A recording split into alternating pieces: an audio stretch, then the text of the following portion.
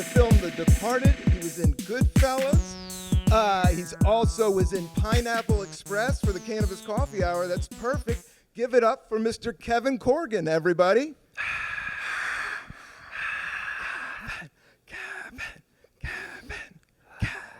Kevin. What was your first concert? Kiss. You saw Kiss? Yes. Where? Madison Square Garden. Holy shit. Year? July 1979, July 25th. New York City. Yeah. New York Groove. Did they play that? Yes. Oh, shit. Oh, wow. How much did that blow your mind up? We got a little surprise for you tonight.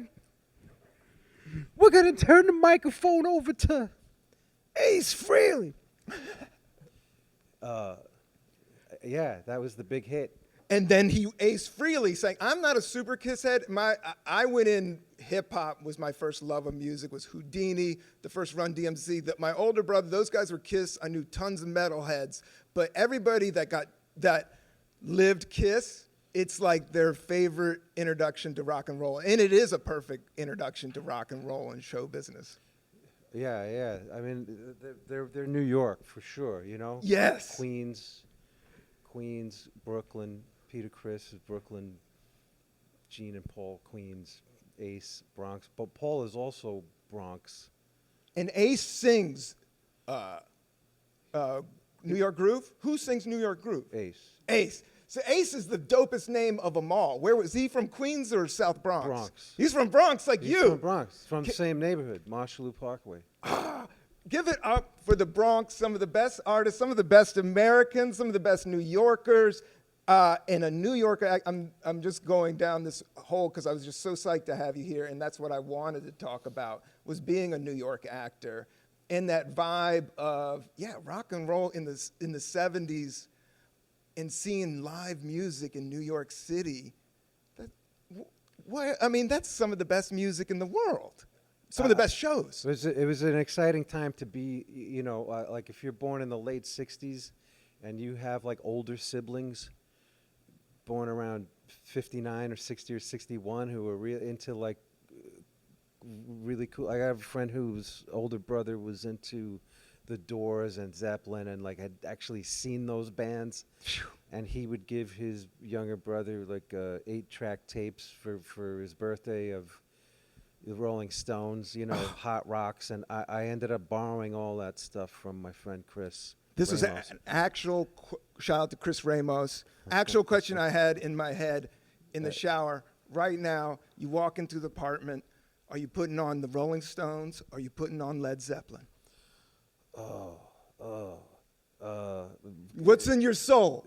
Let me guess. We're walking a line there. Yeah. I want me to guess. Yeah. I think it's Stones. Yeah, I think for you give me a Stones vibe.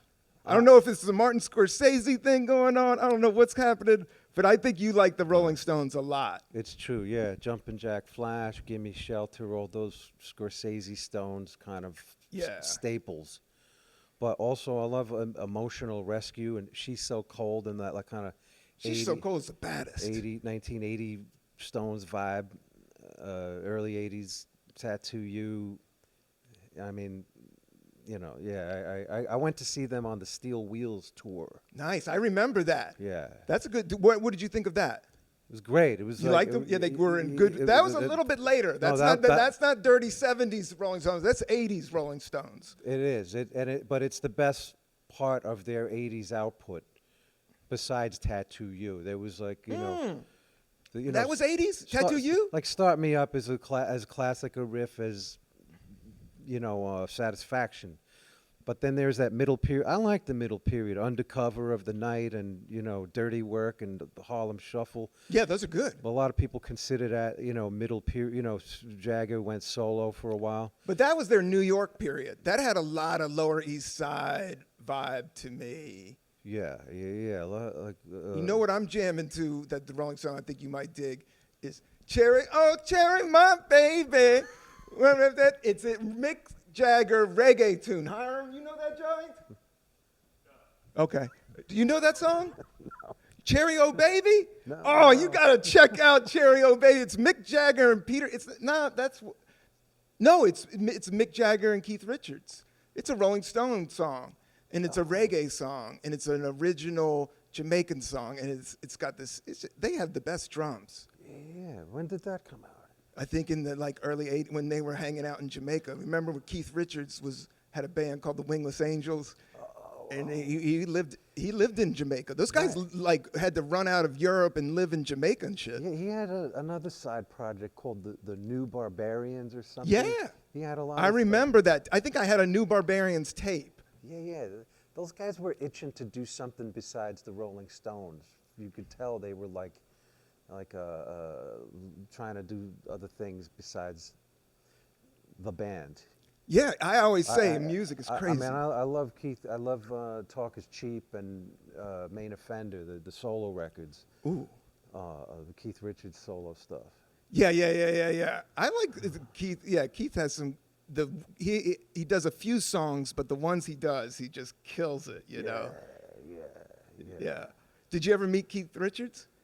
No, I was in an elevator with him once. Oh, cool. In this was like 1990 or something. It was in the Directors Guild, that building on 57th Street between 6th and 7th.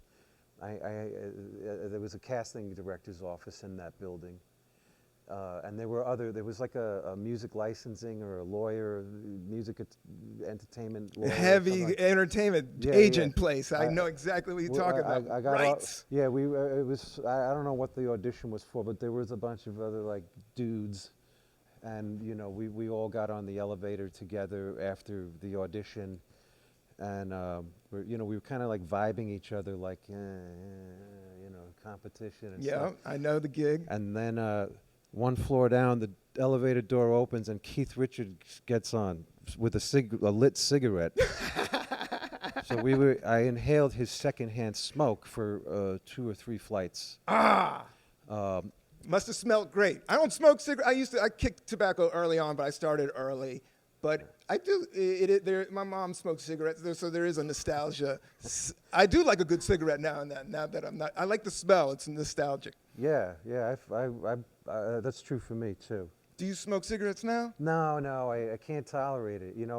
I can take one puff and it's like, Yeah, same. It feels like it's aging me rapidly with every cigarette that I take. Yes, although I do remember when I could enjoy a whole cigarette. Oh, cigarettes and beer, nothing better in your pack, 20s. Yeah. But I'm more coffee and weed these days. Yeah, right. Yeah, I like a one hitter. You can sort of manage your intake. You don't have to smoke although I guess there was a time. You're a wise man, and you're 100% right. Yeah. No, the thing about cannabis is the less you smoke, the higher you get. And then the more you smoke, the lower you get, It's true.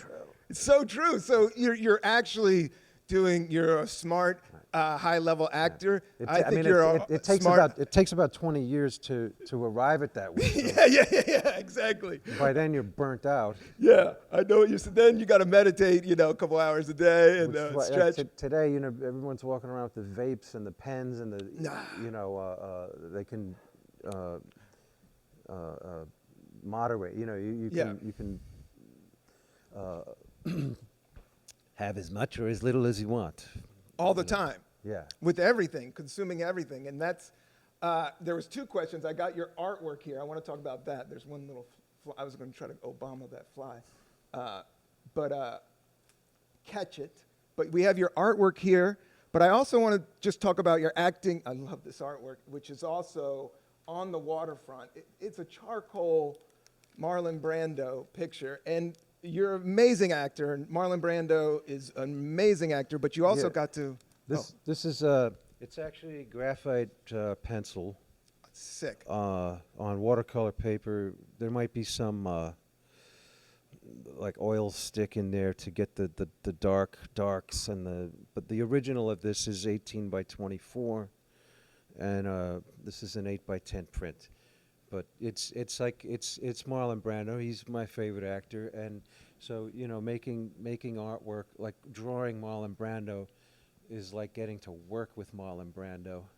Yeah. Or that's kind of the part of the what I enjoy about drawing is I can pick a subject, any subject I want, anyone I want to be in the room with, I can be with them if I pick the right image, and it's after a while it starts to feel like I'm in the room with them. Yeah, you're living it, man. Yeah, doing a portrait of somebody. I love drawing. I love lines. I always felt like I was born in '72. I got into music with hip hop, Houdini, Run DMC. I loved New York hip hop. I loved New York graffiti. I loved drawing. I loved lines. And you using pencil. And then what's the other that you're using, a oil stick? Yeah, they have these like kind of oil paint sticks. Sick. So there's also a product called Liquid Original that Winsor and Newton makes, and it's for oil paint. But I love how oil pops. I like to apply it to the pencil. It sort of gives a second life to the pencil, especially if it's like a like B8, that really soft, dark lead. And it kind of reconstitutes the pencil. Yeah, it's the shading you're doing with pencil, and then how long would something like this take? Because then it's just losing yourself in this creative moment, which is the best time when you're not thinking and you're just finding the line, and you got to find like the next step. Like, how long does this thing take? That took about. I think I knocked that out in about 8 hours, just a straight 8 hours, from midnight to 6 is my usual time frame, but I'll keep going if I think I'm in the home stretch. Yes. Otherwise, I'll leave it unfinished and get back to it over the next 3 days. So sometimes it'll take anywhere from 8 hours in one shot to 3 days or a week if I get lazy. Yeah. But something like that where I'm just viscerally thrilled to be engaged with that subject. I'll work on it till I'll spend hours and hours. I get it, man. I get it, because it's like you really do. This type of detail, you don't understand. He's doing the eyes, the shading. You're literally like, you're recreating the form, and then you understand the spirit that's behind it. Exactly. You have your favorite performers, and Yeah. you feel like you know what it's like to be them. If Their vibe, yeah, their it's, warmth. if like, especially with certain actors, it's like they have a way of like sprinkling, kind of sort of squinting or. That's how I feel about you, Kevin. We've only met once, and I feel that I've known you for so long. Oh. And yeah, you do, and I do. What I wanted to talk about is like acting, Marlon Brando and yourself, and Scorsese's type stuff. Is like there is a subtlety. What I've learned from being a stand-up, from being like stand-up is just so ego go so hard, and then acting is like this almost nature. I think it's like a meditative state, and then you kind of bring this just subtlety. And Brando is like he's the king of the subtle. Am I right? Yeah. I don't know if it's like that, but yeah, I just yeah. kind of came up with that one. Well, I think he said that he would, or it's been said that he would do a take of a scene for himself, and one for like he would do one for real, and then he would do one phoned in, and he would leave it to the director to choose, and if they chose the one that he phoned in, he would know that was not a director that he wanted to work with or respected, or I don't know, something like that, No, you're right. No, I know what you're saying. How do you tell the difference? But you know. You know, if you're acting, if you're in it, I know if I'm doing a stand-up set, if I'm doing something hacky or I'm not even in the moment compared to, okay, let me be present. This is my job. I gotta do this. Or I can just be like, I'm gonna say these 5-year-old jokes and get the fuck out of here. So yeah, man. Yeah, you could tell. And I was gonna say, like, the truth is like telling in show business, like the core truth. And usually the artist knows it the best. Yeah. Well, you're like, you have a joke about push-ups and working out and the body, nothing out, no other thing in life gets better the more you stress it out. And then you know, a VCR doesn't turn into a Mac when you put the videotape in it and rewind it and, you know, whatever. Kevin, thank you for quoting my joke. And that one doesn't even have labels, and it's an old joke, and it's a push-up joke. Yeah, I always say, I do believe that the human body is a temple. I do believe that this is all you got. You got to be, and as an actor, you're fucking running that spaceship. But yeah, this is the temple, and yeah, the more you do it, the better it gets. That's the divine design. AI can't do, you know, it's growing on some other shit, but it can't do deep knee bends.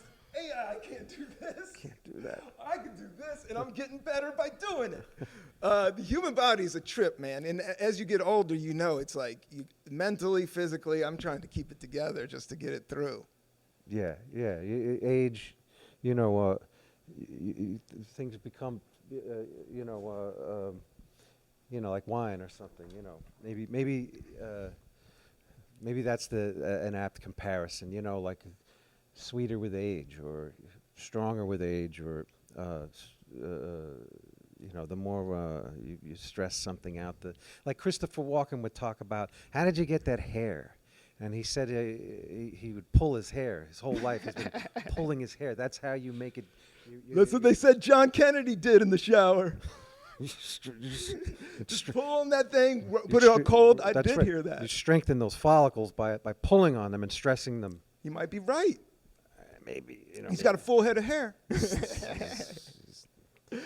But you never know with hair, and but you're right, like life, like things that are hard do make you better and make you more aware, and pushing it, you know, as tired as you get, it being slack and soft sometimes with art especially makes it harder, and it's better to like try to get it out there and do it. And that's what I thought was so dope, that you have this showing, like you're selling this art in Astoria right now. Tell me about your exhibit over there. Well, there are 6 original drawings up, hanging. They're large pieces, the originals, and I just made these prints. There are about 40 of those. Have you sold art before? Have you done these showings before? A year ago, I was in a show in Bushwick, and I sold some stuff at that time, and I'd never sold anything before that. Oh, wow. But I went to the High School of Art and Design. I didn't graduate from there, but I did go for a brief period. And that was in Manhattan, right? Yes, it was my freshman year of high school in 1987. Wow. No, 83. Taking the subway, 83, bubble letters on the subway. Yes. People with switchblades. I wasn't a graffiti artist, although I did have a friend who was, and he wanted me to go, you know, to go with him to the layup and get into it, and I was to like, the park, to the trains. Man, I ain't getting whacked. Yeah, it is too crazy for drawing and painting. Like but because the lifestyle included gang violence, you know, it seemed. It was like this guy I know, he got, you know, in beef with like other graffiti artists, and I was like, nah, I'm not. Yeah, violence is whack. Well, you know, especially when it's hurled onto you personally. While you're doing your art form. Yeah. Although, I mean, that's you know, more power to you if you can do it. Yeah, those guys are brilliant. They're psychos, but thank God they did. I loved it, and it is. But yeah, doing art without being beat up and being having because when you said that reminded me of punk rock in DC and like Minor Threat and all this stuff. I remember that time, and my friend got beat up in the park. Like punks were violent dudes, not Minor Threat, those guys, but that scene. You know, you remember the '80s punks? Like they were tough guys. Yeah, like you tough did. scene. Yeah. It was a tough scene. Right. Yeah. So going to music and going down to high school in New York in the '80s, was that scary? Did you love it, or was it traumatizing? I dug it. You know. Yeah, it's fun. I mean, you know, I you know, like I didn't have much heart for the fighting, although I got into fights. Same. Yeah. You have to. It's going to happen. You If know? you're a guy The more growing you- up in the right. 70s and Yeah, 80s, the more yeah. you try to avoid it, the more likely you are to get into it with somebody at some point. Yeah. And you know, it's like anything. Once you go through it, as long as you don't get killed, Yeah. you come out the other end going, all right, I went through that. All right, whatever. It's not as scary after you have one fight and you know. My dad gave me good advice when he was alive. He was like, "Don't get in a fight unless you know you can win." That's sure. I think it was the 70s. I mean, I think it was just like he'd been around the block. Like, Right. Well, you know, yeah, getting your ass kicked. There's nothing cool about that. Well, you know, if you can take everyone takes a beating once. You know. Yeah, like yeah, like you in gotta take Goodfellas, it. The Yeah. way I see it, everybody takes a beating sometimes. Yeah, you But do. after a while, it's like, yeah, you know, if you build up a threshold for pain or stress, you know. And it's kind of Because this you- dumb, you- loud energy as a kid. I kind of remember it, you know, just like, yeah, it's just that aggro dude at the bar. He's just like, it's no time for that type of shit, man. It's aggression, you know, and we beat ourselves up, Yeah. you know. So I remember my mother telling me, like, my mother. God bless her I soul. was like getting, I had some conflict going on with a kid in the neighborhood. And she was like, you get into fights with your brother in the house. What's the big deal, you know? Getting in, you know, it's like you've got into, you know, don't be a chicken shit. Get out there. and Yeah, fucking she knew fight. the deal too. Yeah. You got to stand up to the bully. When we were young, yeah, I had an older brother that was 3 years old that kicked my ass, full jock, played public school basketball, went on to the Navy, worked, you know, he was a tough kid. And I had to fight him all the time. Like, yeah, I got my ass kicked. Like, going out and meeting whoever wasn't as bad after that. Right, but you know, because you don't know them. It's scary. It's not cool energy. Yeah. Yeah. And I mean, that's what you use that to your advantage. You count on, you know, these people you come across in public, not knowing what you got. Yeah. Because you don't know you don't know if they're you really don't know what the odds are when you get into a conflict with a stranger somewhere. And hopefully, you know, you can avoid the physical conflict somehow. You know, with a joke or something. Yeah. Like Richard Pryor said, like where he was from, violence was everywhere, and he had no heart for it, and that lots of comedians say that you know, I learned to be funny to get out of that situation. So I hate violence I would in make sports. if I could make the bully Not sports, but laugh. fun. Yeah. Then I got around that situation, and it's like that's True. So sometimes it's really just a matter of you know, figuring out the you know, thinking on your feet and having Saying the right word. The right word, I remember and outside it breaks the tension. It breaks the tension. You can get a bully. If you can get a bully to crack, you get a moment. You get a moment. If you can get like 3 minutes and get out of that situation, if you keep it moving. Yeah.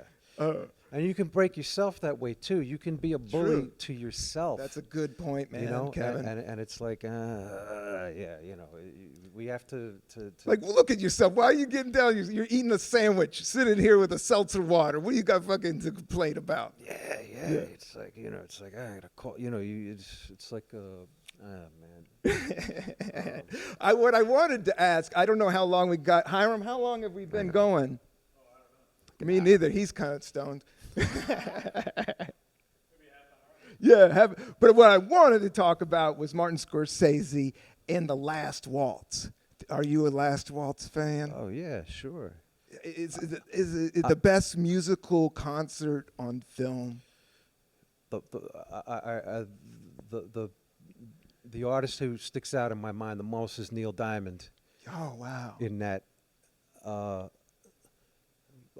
In that lineup of whether it's Neil Young was there, Crosby, Stills and Nash, a gospel group. It's just like Ronnie Hawkins. It's like this, and then Neil Young. Yeah, and he has a totally different style. You're right. Like they were a gritty, just a bar band at a high level, Dylan level. Yeah. And what I loved about that Neil Young, I don't know much. He's got the best jams. He does have. Did he write those songs? Neil Young? Yeah. I assume. Yeah. Okay. Yeah, they're so good. But I know he came like Tin Pan Alley, or he comes from that era. Oh, you mean Neil Diamond? Neil Diamond, yeah, not Neil Young. Oh, no, Neil Young definitely wrote his shit. Yeah, But what I about think Neil Diamond? I'm sorry, I spaced. No. Neil Diamond wrote his songs too. Yeah, brilliant writer. Brilliant. That's what I was trying to say. Brilliant writer. But I love Scorsese's pick of using the closing number as the opening number. My favorite is the opening number of that film, which is "Don't Do It." Don't you do it? Don't do it. And just Levon Helms has this sick drumming style that only a southern. I mean, it's just that laid back funk. But he took it's like you could tell the band was in their prime, and that was their last number, and they fucking murdered it, right? But he cuts that out and puts it as the opening with the credits. Like it looked so sick. Yeah. That was my favorite part of The Last Waltz. Yeah, well, that was a big loss this year, Robbie Robertson. I know. Right. That threw me. Yeah. That threw me. Yeah, me too. I even liked his solo albums, like who that broken arrow. Great song. Great song. It's a great song. The tone is right. Robbie Robinson was one of the best writers and guitar players. And even looking at this, I thought he was the coolest dude ever looking at that film. He actually has like a blue suede hoodie. His guitar is so sick in this film, and he knows like Scorsese has the best cameras, and he's just like, he's just in his prime, just like in the pocket, ripping it as a guitarist. Yeah. I know you started playing guitar at 18. I just started fucking around with it after playing violin when I was young, but I just love playing guitar. And Robbie Robinson had a cool style. Where are you at with guitar? Are you still playing? Do you? Yeah. There's a lot of stuff on like Instagram now,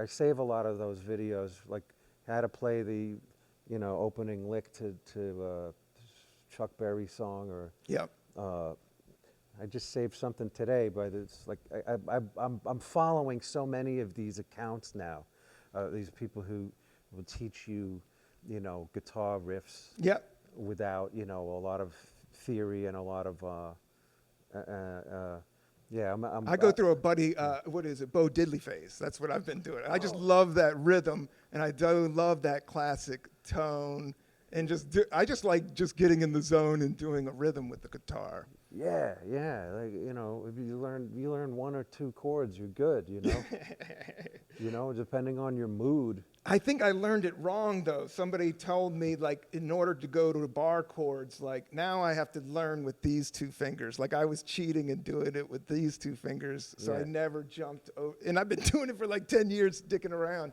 But now I'm trying to be more present and putting my energy, just like with you and your art, like just trying to go deeper. And even though you might, it's not your number one thing, like just trying to push it. Yeah. I like, this guy, John Fahey? Sounds familiar. Acoustic guitar. He's like, and he's into all these drop D. Like you take the tuning, the lower E string and tune it down, so that it's the same in the same, you know, it's an octave lower than the A string, but then you can just, rather than like playing all those chords, You can just fret it. you can just fret it with one finger. Yeah, yeah, yeah, yeah.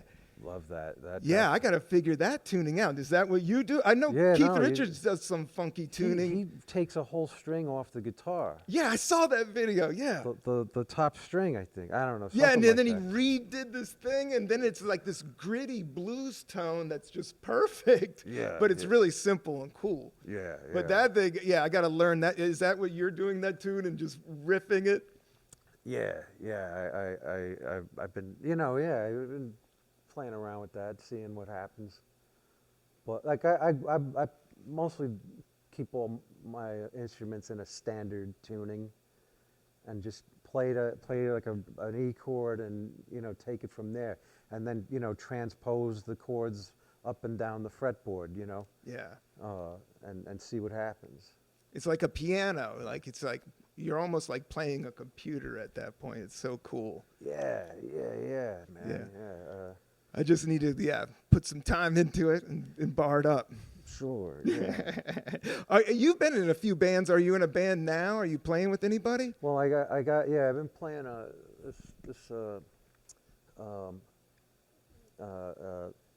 there's a group. It's called Big Daddy in the Sky. I love the name. It was kind of like John Lennon, came out of him saying, I believe, he got in trouble for saying the Beatles more popular than Jesus, and then he had to explain himself for the rest of his life what he meant. He goes, I believe in God, but not as like an old man in the sky. They put him up. I was explaining that to my daughter, and I said, that's all he meant. He meant, most people think that God is like this big daddy in the sky. She's like, that should be a band name. So then in 2019, I had an opportunity a friend of mine, Nick, he's in a band called Old Sport, and he had a residency at Pianos. Yep. And they Lower East Side. He said, it's in June, but he told me about this in like February. You want to open up for us? And I said, I don't have a band at the moment, but I'll have one by June. Yes, I'll open for you. So I got the actor Michael Shannon and I were in a play in 2002. Cool. And I was already jamming with this guy named David White, a drummer. He's also an actor and a writer. Mm-hmm. And then Dave and Mike and I started playing. And we had a reunion after 17 years. And that became Big Daddy in the Sky. Oh, wow. Me, Mike, and Dave. We opened for Old Sport at Pianos in June of 2019. Shannon was in a Broadway play at the time, but after the curtain call, he hopped in an Uber, came down to Pianos and played with us. I had the bass all set up for him, and we didn't have to rehearse at all. We just made it up. Perfect. And so we've done that a few times since then. We've done that 3 times this year. So fun. And on 2 of those occasions, we were joined by Kurt Weill. Oh, shit. So now Kurt Weill is like, because I was in a video called Loading Zones, a Kurt Weill song called Loading Zones. I don't know Kurt Weill. I respect him as a Yeah. singer-songwriter. I know he's cool as hell, and he's got some great tunes. Yeah, he's got a vast, kind of musical palette, and he Like Lou Reed almost. yeah, or Neil Young for that matter. Yeah, singer-songwriter. Like he does the sort of heavy rock electric guitar, and he plays beautiful like 12-string acoustic stuff, and Zeppelin. he can do it all, and he likes Big Daddy in the Sky. Nice. And now he's in it. He's in the band. You got Kurt Weill. You can get a record deal. Big Daddy and the Guy's gonna get Atlantic Records. Come on. We'll see. We'll be on one of those like free discs, free rubber CDs that comes with a magazine. Yeah, yeah. But there's another group now called. Those were kind of cool. Mad Magazine had one. Yeah. That's what you just. It's almost like a sticker. You peel it off and you put it on your turntable when it plays.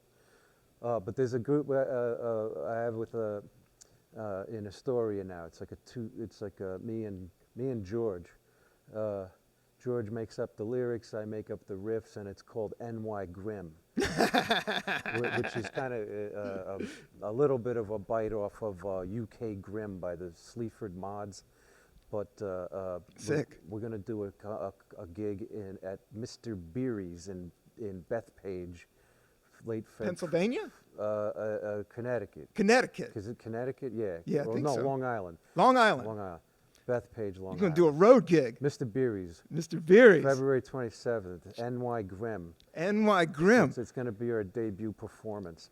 You're going to knock it out of the park. I wanted to bring it back real quick to pianos, and I just saw Beastie Boy Corner got announced right there on pianos. And you did this film, am I right? Lost Angels was your first film credit? You've done you've done your research. Yeah. You know, I'm a Beastie Boy fanatic, and I try not to be too much on. I'm too old, and but at the same time, that is, yeah. I was watching it on YouTube last night. I remember seeing parts, and it has Donald Sutherland.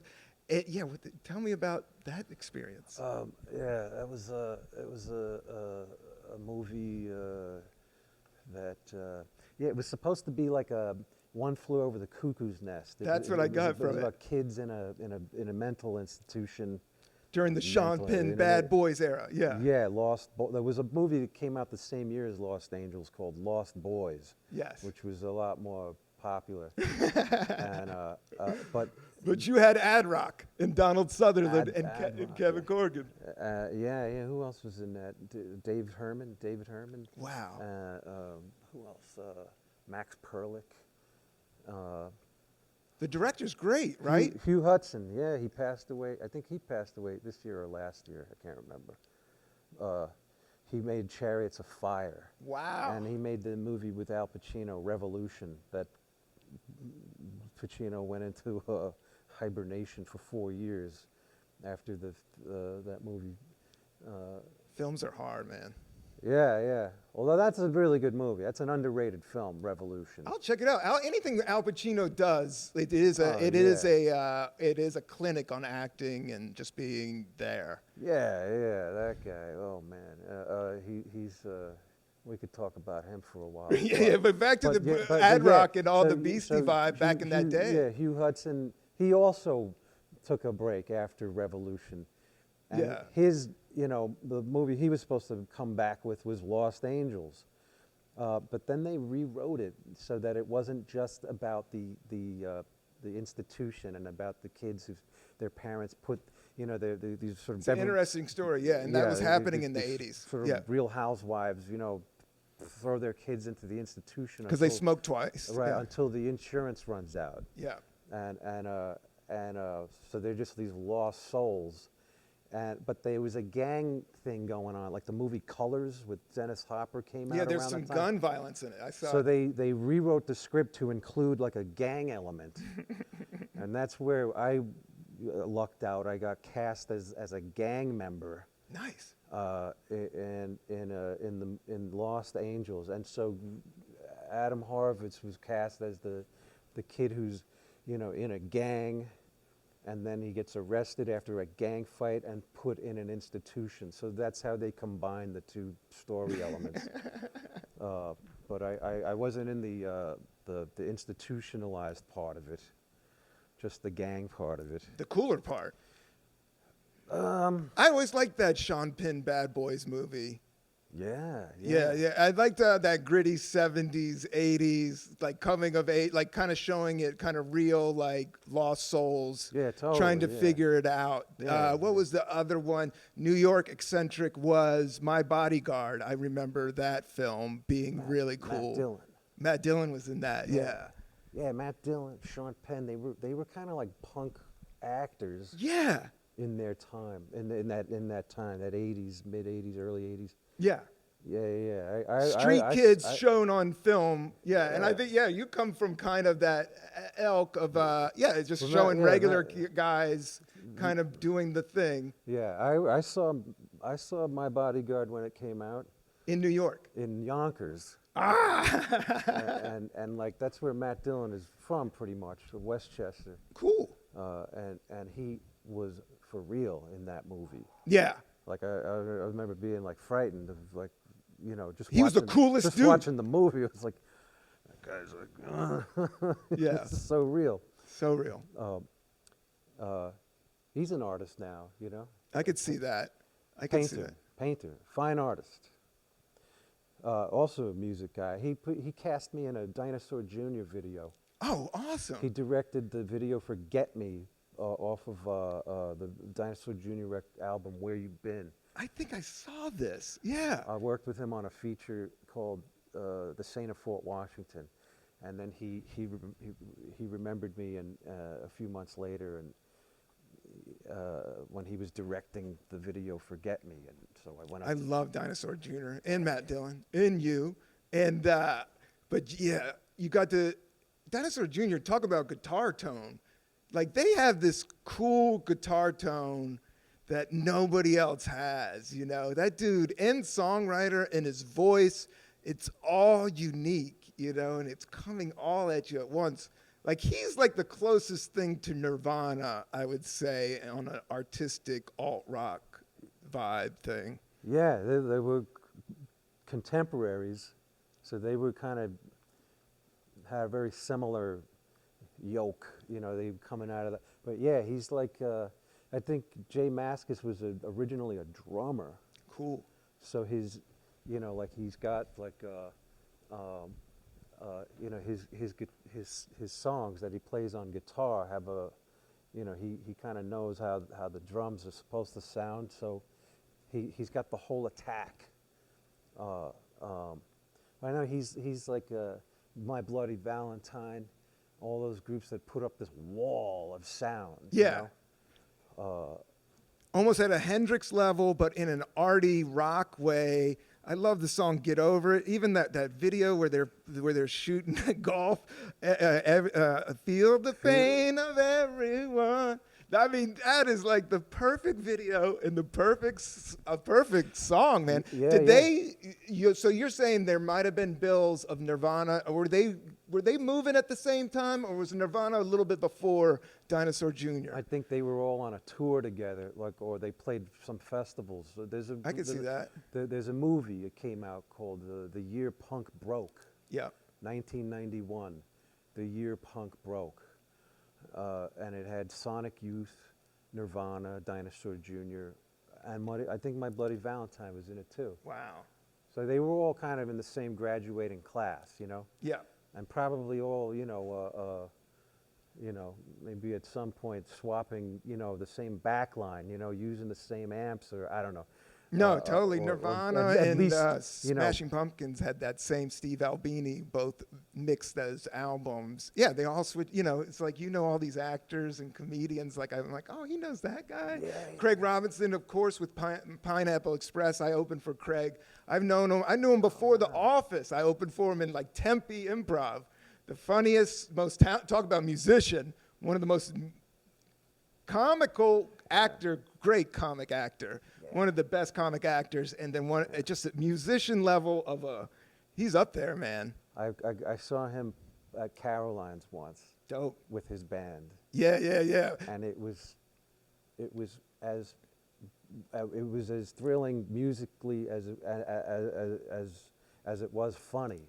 Yep. It was both. It was like, how does someone combine, like, it's like you do stand-up or you do music, but he does both. He's like funny while he's playing the keyboards and singing. He did a cover of the theme song to Family Ties. He loves that stuff, yeah. Anything 80s, yeah, anything. He used to do,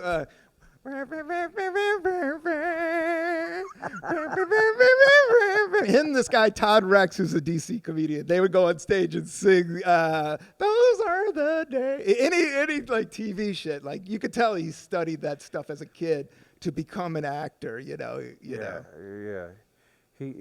Oh man, I haven't seen him in a while, but he's lovely. This is the Cannabis Coffee Hour. Hiram, you think we got him for long enough? I don't want to burn him out.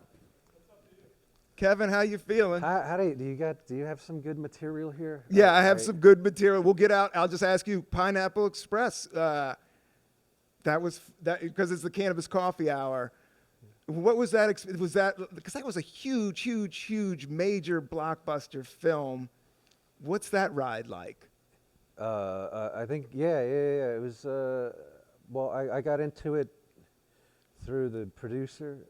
Well, yeah, Lisa Muscat. She produced David Gordon Green's first couple of features, like George Washington, All the Real Girls. Oh, wow. I was a fan of those films and a fan of David Gordon Green. And then, but then Judd Apatow was also involved. I had worked with him already, so, but I was excited to work with David. And Lisa invited me to a party, and I got to meet him, so it worked out that I ended up in Pineapple Express. But then it was a comedy, you know, and George Washington is not really a comedy. And I always like to reference stuff, like if I'm in a movie with like Scorsese, I try to reference other Scorsese movies. Yes.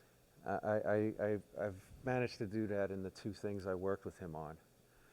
And so I tried to do that with Pineapple Express, but David was like, yeah, no, that's a good idea, but let's keep it more like, I wanted to reference George Washington in Pineapple Express. It didn't make the cut. And I wanted to talk to him about that movie all the time, but there was like Seth Rogen, and there was Craig. It was a comedy environment. Yeah. So it was kind of like there was no place for my George Washington references. George. But, I get it, man. But the character I play just wants to get home to his wife, and he sort of, that became his niche. That became my character's thing. So I was a little like, I was being a little serious, you know. Yeah, you were all business. I love it. And I have been in those circles, and especially around improv people or stand-up people, there is kind of like this, let's go for the joke, let's go for the joke.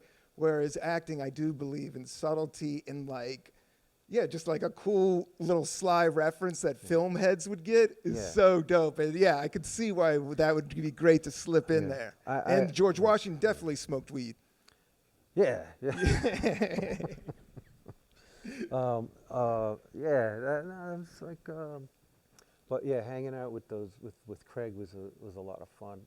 Oh, he's a great dude. The stand-up, like, I don't know, the line between like comedy and drama, and like stand-up comics and actors, and like, musicians, and like musicians are, everyone's kind of fascinated by each other's. Everyone's a little interested, or a little aloof, or a little kind of like, each other's, fan. Yeah. Sometimes there's an overlap between, like a musician who acts in a movie, or, it seems like a lot of like some stand-up comics are great actors. Yeah. And yet they reserve the right to not be identified as actors. They're like, I don't know what you guys are doing, you actors. Yeah, that's just the stand-up attitude. I mean, it's a lone dog. You gotta just take. It's a salty attitude. It's not the most healthiest attitude, but for the gig, a lot of them have it. But acting and filmmaking is the most expensive art form, and it's literally making dreams happen. And acting is, I think it's all connected. Whether it's music or art or drawing. Sometimes just the naming of things and the money and everything gets crazy, but just to be alive and doing it is just such a special thing. Yeah. I can watch like an open mic night in a out of the way comedy club. I'll watch 25 comics, who've never been up on stage before. I love it because they're all funny at some point in their 5 minutes, whether they mean to be or not. And it's like, that's acting to me, Like I remember I used to go to the Upright Citizens Brigade in the late 90s or early 2000s, of course. Whatever. And I'd never seen acting as brilliant as that. Yeah. And those Chicago improv guys, learning that style of acting. That's why I was always kind of a weed smoking C student, back of the class type of kid. Loved stand up, loved Pryor, loved Bill Hicks, and I just went all in. But I wish I went more heavy on the improv. So when I audition, they are tapping into something. When you're doing that as an acting, it's a fucking weapon to be able to improv and like live in that moment and not be afraid of it and kind of accept it. Yeah. And stand up is that way too, you know? It's like At a high level. I mean, there's nothing more method than that to me, you know? Yeah, As far as like method acting, it's hard. to go up on stage by yourself and talk about yourself and you know, that's It's isolating, and there's a lot of fear, and I love the adrenaline of it. But I think acting, what I found cool, and I got to be in some little things and be on sets, and it is a teamwork thing. It does feel like a good set feels like a rock band, you know, like the actors are doing the thing, the director's doing the thing, everybody's getting paid, everybody's making this thing rock. Not that, but it feels like you're just getting something. You know, it's nice to work with other people. yeah. You know? Sure. And I think that's a lot of the dance with acting that I learned. And you've been so patient with me. And we've done this for so long, and I wasn't sure the time. You're the third show, so I'm a little high, everybody. A little buzzed down on coffee and starstruck. But let's give it up for Kevin Corrigan. Thank you so much for coming on the Cannabis Coffee Hour. Is you want to plug anything? Well,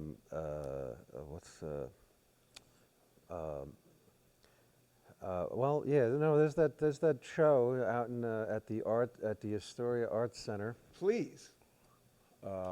He's That's, killing it out here. 2702 Ditmars Boulevard.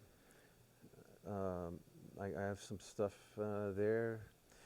I love getting high and looking at art, going to museums, smoking a joint, and then going to see a Kevin Corrigan exhibit that's doing, he has Marlon Brando, he has Ace Frehley. Your Ace Frehley, it looked sick, man. Nice. Yeah. All your art is amazing. I a recommend checking out his art show wherever it is. Yeah, I have a Marky Smith portrait. The original is up. It's a big drawing. The guy from The Fall. Oh, wow. So that's my plug. Oh, cool, man. Kevin, thank you so much. Thank you. You're beyond gentleman, cool, New York, classic, real as it gets. I love you. Peace and love out to the universe for the Cannabis Coffee Hour. That's it.